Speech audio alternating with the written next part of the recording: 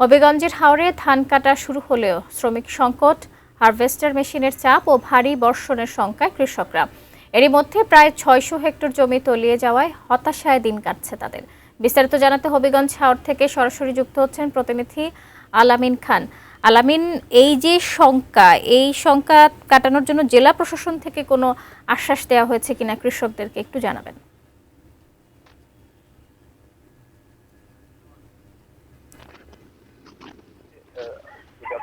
এখন হাওড়ে ধান পাকা রয়েছে, কৃষকরা কিন্তু আসলে শ্রমিক সংকটের কারণে কিন্তু কৃষকরা থাকতে পারছেন না। যদি বলি আপনাকে যে আমরা এই নিয়ে আসলে কৃষি অফিসারদের সাথে কথা বলেছিলাম, তারা আমাদেরকে যতটুকু জানিয়েছেন যে তারা কৃষকদেরকে বলেছেন যে ২ দিনের ভিতরে তারা পাকা যে জমিগুলো রয়েছে সেগুলো দ্রুত কাটার জন্য, কিন্তু শ্রমিক আসলে পাচ্ছেন না কৃষকরা।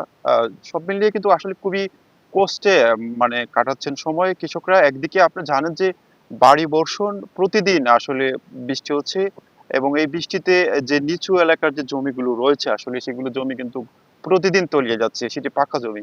আর বিশেষ করে যারা কৃষকরা রয়েছেন, যদি বলি আপনাকে যে অধিকাংশ কৃষকরা কিন্তু তারা কিন্তু ধার দেনা করে তারা কিন্তু জমি করেছেন। কারণ হচ্ছে অরিজিনাল মালিক আসলে যারা রয়েছেন তারা কিন্তু হয়তো অনেকেই করেননি, কিন্তু কৃষকরা কিন্তু যারা করেছেন তারা কিন্তু ধার দেনা করে করেছেন। এই জন্য তারা কিন্তু চরম ভোগান্তিতে পড়েছেন যদি আপনাকে বলি। তারপর যে হারভেস্টার মেশিন রয়েছে সেগুলো কিন্তু তেলের সংকটের কারণে ড্রাইভাররা।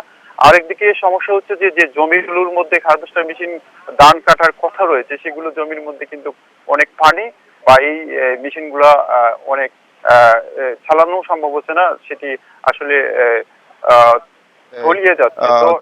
তলিয়ে যাচ্ছে। তো সব মিলিয়ে আসলে হবিগঞ্জে যদি বলি আপনাকে যে প্রায় এখন পর্যন্ত যে কৃষি অফিস তো ৭,০০০ হেক্টর জমি কিন্তু আসলে পানিতে তলিয়ে গিয়েছে।